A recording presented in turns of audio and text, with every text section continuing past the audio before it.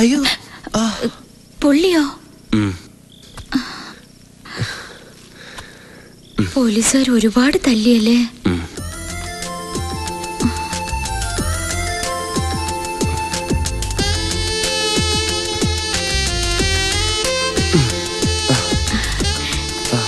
രമേശ, ഞാനൊരു കാര്യം പറയട്ടെ. ആണുങ്ങളെ ഒന്നും വിശ്വസിക്കാൻ കൊള്ളില്ലെന്നായിരുന്നു എന്റെ വിചാരം. പക്ഷെ ഇപ്പോ തന്നെ ഇത്ര അടുത്ത് പരിചയപ്പെട്ടപ്പോ I think you are a gentleman. Leader KRന്റെ കൊച്ചുമോൾക്ക് ആദ്യമായിട്ട് ഇങ്ങനൊരു ഫീലിംഗ്.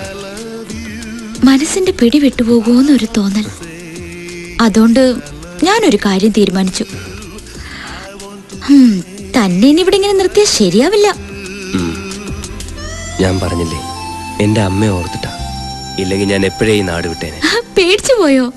ഞാൻ ചുമ്മാ പറഞ്ഞതാ. രമേശൻ എങ്ങോട്ടും പോണ്ട. സത്യം പറഞ്ഞ തന്നെ കാണാതിരിക്കാൻ പറ്റാത്ത അവസ്ഥയിലാ ഞാൻ. താൻ എന്നും എന്നോടൊപ്പം ഉണ്ടാവണമെന്നൊരു തോന്നൽ. ഞാൻ ദിനേശനാണ്. ഏത് CBI? എവിടത്തെ CBI? എടോ, CBIയും സേതുരാമയ്യരും ഒക്കെ സിനിമയിൽ നടക്കും. കമ്മീഷണർ കർത്തായെ പോലുള്ള ഇന്റലിജന്റ് ഓഫീസേഴ്സ് കേരള പോലീസിൽ ഉള്ളിടത്തോളം കാലം ഈ കേസിൽ ഒരു വിദേശ ശക്തിയും ഇടപെടേണ്ട ആവശ്യമില്ല. അണ്ടർസ്റ്റാൻഡ്? സർ, പുതിയ ഹോം മിനിസ്റ്റർ വന്നിരിക്കുന്നു. ഇങ്ങോട്ട് വന്നിരിക്കുന്നു? സത്യപ്രതിജ്ഞയ്ക്ക് മുമ്പ് നടേശൻ മിനിസ്റ്ററുടെ കൊലപാതകയെ കണ്ടുപിടിക്കാമെന്ന് ഏറ്റിരുന്നതാ.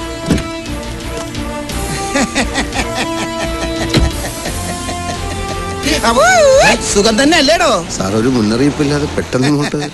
മിനിസ്റ്റർ തങ്കപ്പൻ അങ്ങനെയാണ്, സുനാമി പോലെ വരും പോകും. പോലീസ് ഡിപ്പാർട്ട്മെന്റ് എപ്പോഴും സ്മാർട്ടിഫിക്കേഷൻ ആയിരിക്കാൻ വേണ്ടിയുള്ള ഒരു സ്ട്രാറ്റജിയാണ്. സ്ട്രാറ്റജി എന്നാണ് പറയാൻ വന്നതും. സാർ, അകത്തോട്ടിരിക്കാം. അയ്യോ, വൈ നോട്ട്?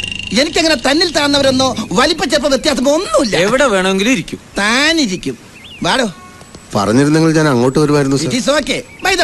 കേസ് അന്വേഷണത്തിനിടയിൽ നിങ്ങൾ തല്ലുകൊണ്ട് ദുരിതാശ്വാസ ക്യാമ്പിലായിരുന്നെന്ന് കേട്ടല്ലോ. അല്ല, ഞാൻ ഹോസ്പിറ്റലിലായിരുന്നു. അത് തന്നെ ഞാൻ ഉദ്ദേശിച്ചത്. ഈ പാർട്ടി ഹൈക്കമാൻഡിന്റെയും കൂട്ടുകക്ഷികളുടെയും നിർബന്ധം സഹിക്കാനാവാതെ വന്നപ്പോ ഞാൻ മന്ത്രി ആയെങ്കിലും നിങ്ങളെപ്പോലുള്ള പോലീസുകാരൊക്കെ എനിക്ക് മറക്കാൻ പറ്റുമോ? ഞാൻ നിങ്ങളെ നേരിട്ട് കണ്ട് അഭിനന്ദിക്കാൻ വന്നാണ്. എന്റെയും എന്റെ പാർട്ടിയുടെയും എല്ലാമായ നടേശൻ സാറിന്റെ ഘാതകനെ കണ്ടുപിടിക്കുന്നതിൽ കമ്മീഷണർ വളരെ ദൂരം മുന്നോട്ട് പോയിരിക്കുന്നു രാവിലെ DGP വിളിച്ചു പറഞ്ഞു. അറിഞ്ഞ ഉടനെ ഹോസ്പിറ്റലിലേക്ക് പുറപ്പെട്ടാ. അപ്പൊ ഞാനാ പറഞ്ഞ് ഡിസ്ചാർജ് ആയി വീട്ടിലുണ്ടെന്ന്. ഹാപ്പി ന്യൂസ് കേട്ടപ്പം സന്തോഷമായി സർ. സാറിനെ അറിയിക്കേണ്ട, മിനിസ്റ്റർ തന്നെ നേരിട്ട് പറഞ്ഞോളാം പറഞ്ഞു. മണ്ണെണ്ണ കലർത്തിയ പെട്രോൾ ഒഴിച്ച ഓടി അലർന്ന ഓട്ടോറിക്ഷ നിങ്ങൾ അന്ന് പറഞ്ഞപ്പോ ഞാൻ നിങ്ങളെ പുച്ഛിച്ചു. പക്ഷെ ഇപ്പൊ I am understand you are very violent. Intelligent എന്നാ ഉദ്ദേശിച്ചത്. എന്തോ അതന്നെ. അപ്പൊ ഓട്ടോറിക്ഷ കണ്ടെത്തി സർ. ഇന്ന് രാവിലെ ഡ്രൈവറെ കസ്റ്റഡിയിൽ എടുത്തിട്ടുണ്ട്. അയാളെ ക്വസ്റ്റ്യൻ ചെയ്തു സർ. ഓട്ടോയിൽ വന്ന ആളെ തിരിച്ചറിഞ്ഞിട്ടുണ്ട്. ആരാണ് അയാൾ? സാറ് സംശയിച്ച ആള് തന്നെ. ഇനി എത്രയും പെട്ടെന്ന് പ്രതി അറസ്റ്റ് ചെയ്യണം. സർ, ഞാൻ മന്ത്രി കസേരയിൽ കയറിയ ഉടനെ ഈ കേസ് തെളിയിക്കാൻ പറ്റിയാൽ അതെനിക്കൊരു ടാറ്റിഫിക്കേഷനാ. എന്റെ വക ഒരു പ്രൊമോഷൻ കമ്മീഷണർ കർത്താക്കി. സാർ, കർത്താ സാറിന്റെ കൂടെ ഇൻവെസ്റ്റിഗേഷനിൽ ആക്റ്റീവായിട്ട് ഞാനും ഉണ്ടായിരുന്നു. തനിക്ക് ഉണ്ടോ പ്രൊമോഷൻ? എന്നും ഇങ്ങനെ വെറും CI ആയിട്ട് ഇരുന്നാ മതിയാ? ഒരു ASI ഒക്കെ ആവണ്ടേ? വള്ളറക്കടോ, വണ്ടി ഇറക്കടോ. താൻ ASI ആയാൽ എനിക്കത് വലിയ സാറ്റിഫിക്കേഷൻ ആയിരിക്കും.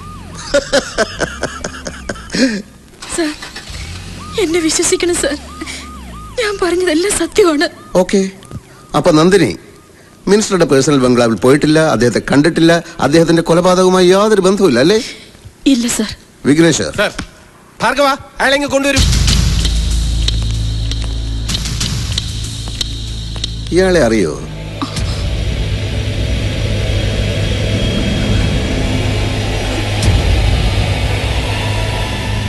താൻ ഇവരെ അറിയോ? അറിയും സാറേ. എങ്ങനെ അറിയും? ഞങ്ങളും പത്രങ്ങളും ടിവികളും ഒക്കെ കാണുന്നവർ തന്നെ. നടേശ സാറിനെതിരെ കേസ് കൊടുത്തത് ഇവര് തന്നെയല്ലേ? അന്ന് തന്റെ ഓട്ടോയിൽ അവിടെ വന്നിറങ്ങിയത് ഇവര് തന്നെയാണെന്ന് ഉറപ്പാണോ? തന്നെ സാർ, ഞാൻ എന്റെ കണ്ണുകൾ കൊണ്ട് കണ്ടു തന്നെ. ഇവര് തന്നെ. എന്നാ താൻ പോയിക്കോ. നന്ദിനി ഇപ്പോഴെന്ത് പറയുന്നു? മര്യാദയ്ക്ക് സത്യം പറഞ്ഞില്ലെങ്കിൽ ഈ ദുർഗയെ കൊണ്ട് ഇടിപ്പിക്കും. ഇത് 98 കിലോ തൂക്കോളം. വെറുതെ 98 വിടടോ. അവർ അബദ്ധത്തിൽ ഒരു കള്ളം പറഞ്ഞു പോയി. മനുഷ്യൻ എല്ലാ സമയത്തും സത്യം പറയാൻ പറ്റുമോ? അല്ലേ നന്ദിനി? മിനിസ്റ്റർക്കെതിരെ കൊടുത്ത അപകീർത്തി കേസിന്റെ പരാജയം, കോളേജിൽ വെച്ചുള്ള മിനിസ്റ്ററുടെ ആക്ഷേപ പ്രസംഗം, മകനെ കയ്യിൽ കിട്ടിയാൽ കൊന്നുകളയുമോ എന്നുള്ള ഭയം. ഇങ്ങനെയുള്ളൊരു മാനസികാവസ്ഥയിൽ ഏതൊരാളും കൊലപാതകയായി പോകാം. ദാറ്റ് ഇസ് ക്വൈറ്റ് നാച്ചുറൽ, അല്ലേ നന്ദിനി? ഇല്ല സർ, ഞാൻ ആരെയും കൊന്നിട്ടില്ല. പിന്നെ നിങ്ങൾ എന്തിന് ഗസ്റ്റ് ഹൗസിൽ പോയി? സംഭവം നടന്ന ദിവസം 7:15 സിറ്റി ഹോസ്പിറ്റലിൽ നിന്ന് നിങ്ങൾ മിനിസ്റ്ററുടെ സെൽഫോണിൽ വിളിച്ചിരുന്നു. വേണ്ട നന്ദിനി, കള്ളം പറഞ്ഞ് അധിക നേരം പിടിച്ചു നിൽക്കാമെന്ന് വ്യാമോഹിക്കേണ്ട. എന്തിനാണ് നിങ്ങൾ മിനിസ്റ്ററെ വിളിച്ചത്? മറ്റൊരു വഴി ഇല്ലാഞ്ഞിട്ട്. ഞാനൊരു വഴി പറയാം. പറയുമ്പം അഭിമാനക്കുറവായി തോന്നും. പക്ഷെ ഈ അവസ്ഥയിൽ ഞാൻ ആലോചിച്ചിട്ട് വേറെ ഒരു പോംവഴിയും കാണുന്നില്ല. അറിഞ്ഞ വിവരം വെച്ച് നോക്കുമ്പം രമേശ് ഇപ്പൊ പോലീസിന്റെ കയ്യിലാണെന്ന് ഉറപ്പാ. അവന്മാരെന്തേലും കടുങ്കൈ ചെയ്യുന്നതിന് മുമ്പ് നമ്മൾ എന്തെങ്കിലും ചെയ്തേ പറ്റൂ. നിങ്ങൾ രണ്ടും കൽപ്പിച്ച ആ നടേശ മന്ദിരം ഒന്ന് വിളിക്കി. ഇനി ഒന്നും ആലോചിക്കാനില്ല. എന്ത് വില കൊടുത്തു രമേശിനെ രക്ഷിച്ചേ പറ്റൂ. അത് അങ്ങോട്ട് വിചാരിച്ചാലേ നടക്കൂ. നിങ്ങളൊന്ന് വിളിക്കി.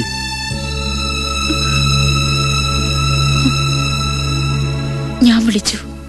എന്റെ മോൻ അയാളുടെ പേഴ്സണൽ കസ്റ്റഡിയിലാണെന്നും ഗസ്റ്റ് ഹൗസിൽ ചെന്ന് മാപ്പ് പറഞ്ഞാൽ കൊല്ലാതെ വിട്ടയക്കാമെന്നും പറഞ്ഞു.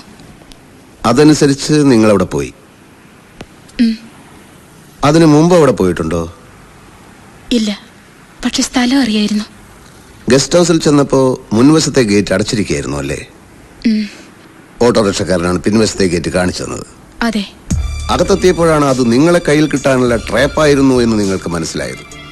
നന്നായി മദ്യപിച്ചിരുന്ന മിനിസ്റ്റർ നിങ്ങളെ കടന്നു പിടിച്ചു. പിടിവലിക്കിടയിൽ തെറിച്ചു വീണ അയാളെ നിങ്ങൾ വാനിറ്റി ബാഗിൽ എപ്പോഴും കൊണ്ടു നടക്കാറുള്ള കത്തിയെടുത്ത് പുറകിൽ നിന്ന് ആഞ്ഞു കുത്തി. ഇല്ല, ഞാൻ കൊന്നിട്ടില്ല. പിന്നെ ആരാ കൊന്നത്? എനിക്കറിയില്ല സർ. ഞാൻ അവിടെ ചെന്നപ്പോ മിനിസ്റ്റർ രക്തത്തിൽ കിടന്ന് പിടയ്ക്കായിരുന്നു. ഇത് ഞാൻ വിശ്വസിക്കണം അല്ലേ? ഈശ്വരനാണ്, ഞാൻ പറഞ്ഞത് സത്യമാണ്. ഗസ്റ്റ് ഹൗസിൽ പോയിട്ടേയില്ലെന്ന് പറഞ്ഞ നന്ദിനി ഇപ്പൊ കുത്തുകൊണ്ട് പിടയ്ക്കുന്നത് കണ്ടു എന്ന് വരെ എത്തി. നിഷേധിക്കാനാവാത്ത അടുത്ത തെളിവുകൾ ഞാൻ നിരത്തുമ്പോ നിങ്ങൾക്ക് സത്യം പറയേണ്ടി വരും. കൊലയിൽ പങ്കുണ്ടെന്ന്. തൽക്കാലം പോയിക്കോളൂ.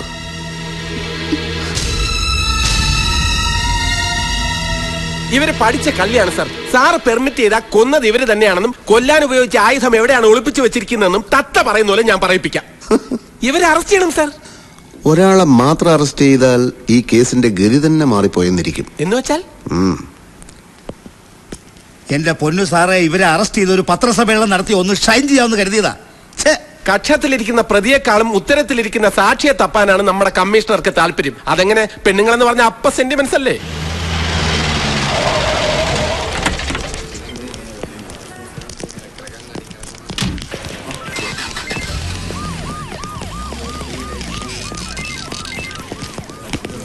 സാറിന് 100 ആയുസാ. അത്രയും വേണോ മിസ്റ്റർ അലക്സ് പോൾ? 100 കൊല്ലം കഴുതയായിട്ട് ജീവിക്കുന്നതിനേക്കാൾ 6 കൊല്ലം സിംഹമായിട്ട് ജീവിക്കുന്നതാണ് എനിക്കിഷ്ടം. അല്ല സാർ ഇപ്പൊ എത്തുന്നും പറഞ്ഞ് അയച്ചു അത് നാവ് വായിൽ കിട്ടതേ ഉള്ളൂ. അതൊന്ന് പുറത്തേക്ക് എടുപ്പിക്കാൻ പറ്റുമെന്ന് ഞാനൊന്ന് നോക്കട്ടെ. ഇനിയും പ്രശ്നം ഉണ്ടാക്കിയ ഹോം മിനിസ്റ്ററുടെ പാർട്ടിക്കാരാണ് നോക്കേണ്ട ആവശ്യമില്ല. വെച്ച് താങ്ങിയാരെ എന്ന് പറഞ്ഞ പൊതുമുതൽ നശിപ്പിക്കുന്നവർ വെറുതെ വിടാൻ പറ്റുമോ? താൻ തന്റെ ഡ്യൂട്ടി ഇടും. താൻ രക്ഷപ്പെട്ടിടൂ. നടേശൻ മിനിസ്റ്ററുടെ മർഡർ കേസിൽ നിന്ന് തന്നെ ഒഴിവാക്കി ചാർജ് പുതിയൊരാളെ ഏൽപ്പിക്കാനാ ഉത്തരവ്. സർ, തന്റെ അന്വേഷണം തൃപ്തികരമല്ലെന്നും പ്രതികളുടെ സ്വാധീനത്തിന് വശംവദനായി അന്വേഷണത്തിന്റെ ലൈൻ മാറ്റി യഥാർത്ഥ കുറ്റവാളികളെ രക്ഷിക്കാൻ ശ്രമിക്കുകയാണെന്നാണ് ആക്ഷേപം. ആരുടെ ആക്ഷേപം? ആരൊക്കെയോ DGPയോട് പരാതിപ്പെട്ടിട്ടുണ്ട്. ഈ ആരോപണം ശരിയല്ല sir. I'm confident. I'm on the right track. അതൊന്നും ഇനി പറഞ്ഞിട്ട് കാര്യമില്ല. ഇതുവരെയുള്ള റിപ്പോർട്ടുകൾ DYSP അലക്സ് പോളിന് കൈമാറാനാണ് ഉത്തരവ്. അലക്സ് പോളിന്? ഞാൻ പറഞ്ഞില്ലേ സാർ, ഇത്രയൊക്കെ ഉള്ളൂ ഡിപ്പാർട്ട്മെന്റിന്റെ കാര്യം. ഇവിടെ ആത്മാർത്ഥതയ്ക്ക് ആട്ടിൻ സൂപ്പിന്റെ വില പോലും ഇല്ല. സാറിന്റെ സ്ഥിതി ഇതാണെങ്കിൽ എന്റെയൊക്കെ ഗതി എന്തായിരിക്കും? റിസൈൻ ചെയ്തിട്ട് വല്ല കപ്പലണ്ടി കച്ചവടം തുടങ്ങിയാലോ എന്ന് ആലോചിക്കുക. കപ്പലണ്ടി കച്ചവടം അത്ര ലാഭമുള്ള ബിസിനസ് അല്ല സാർ. അതല്ല സാർ, സാറിന്റെ കീഴുദ്യോഗസ്ഥനെ സാർ അന്വേഷിച്ചുകൊണ്ടിരുന്ന കേസിന്റെ ചുമതല ഏൽപ്പിക്കുക എന്ന് പറഞ്ഞാൽ? നമ്മുടെ ജോലിയുടെ സ്വഭാവം അനുസരിച്ച് നമ്മൾ അത്ര പെട്ടെന്ന് ഡിസ്പിരിറ്റഡ് ആവാൻ പാടില്ല. ഡിപ്പാർട്ട്മെന്റിനെ ബോധ്യപ്പെടുത്താൻ വേണ്ടിയല്ല ഞാൻ ഈ കേസ് ഏറ്റെടുത്തത്. എന്ത് വന്നാലും ഈ കേസിൽ നിന്ന് ഞാൻ പിന്മാറില്ല. ഒഫീഷ്യലായിട്ടല്ലെങ്കിലും ഇൻവെസ്റ്റിഗേഷൻ തുടരും. തന്റെ സഹായം എനിക്ക് വേണ്ടിവരും. സാർ,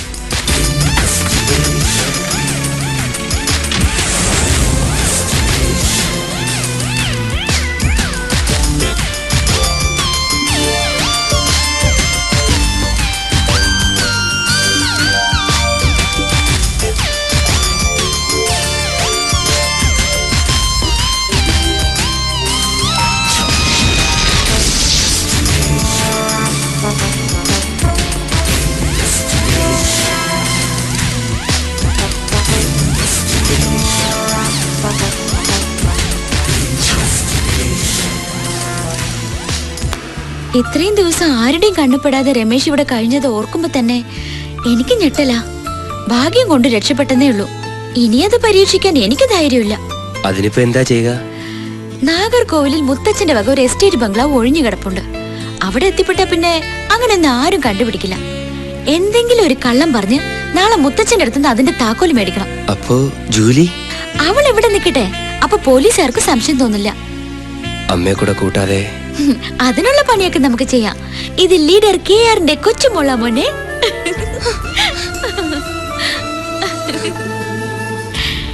ഇതുവരെ ആർക്കും കൊടുക്കാതെ ഞാൻ കാത്തു സൂക്ഷിച്ചതാ എന്റെ രമേശിന് തരാൻ.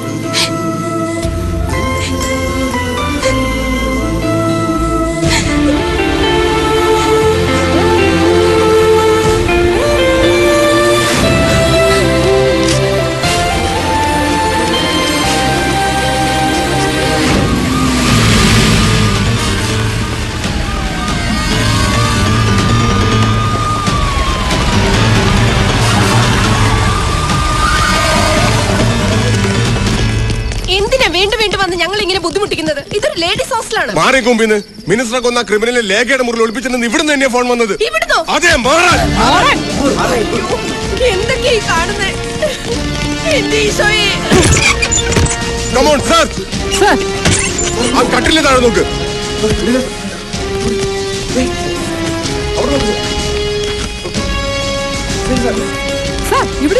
Shit, come on.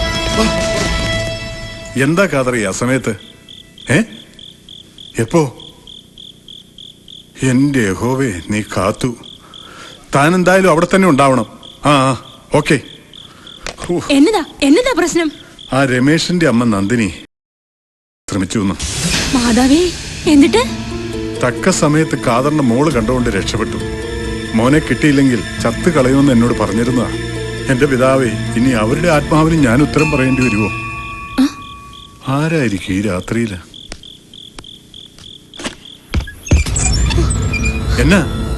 എന്നാ മക്കളെ?